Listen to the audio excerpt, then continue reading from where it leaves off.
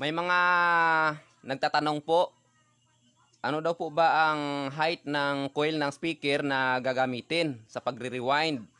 So, ako po ay bumibase po ako dito sa original na sukat ng coil.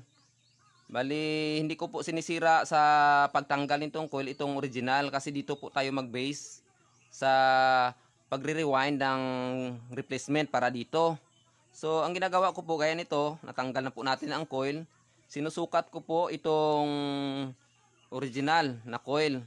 So, gaya nito, nasa 2 cm. So, sa pagre-rewind po, ang gagamitin po natin is 2 cm. Tapos, ang pinaka-importante po, makuha natin itong original na size ng magnetic wire na gagamitin sa pagre-rewind. So, ganito lang po ang ginagawa namin.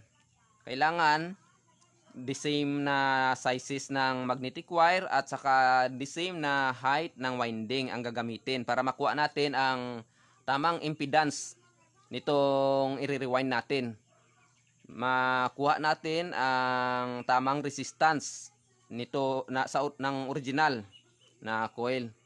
So halimbawa naman po na wala kayong mapagbabasihan na coil, halimbawa may dinala sa inyo na speaker gaya nito, walang coil halimbawa. So mag-base po tayo sa reading ng tester. So ang gumagamit po kami ng tester habang nagre-rewind po.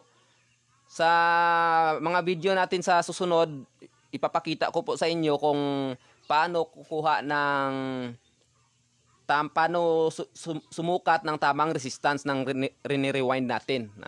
Habang nagre-rewind tayo, monitor natin ang resistance nitong nire-rewind natin. So ipapakita ko po sa inyo ang tamang proseso po sa mga susunod natin na mga video. So abangan lang po. Maraming salamat.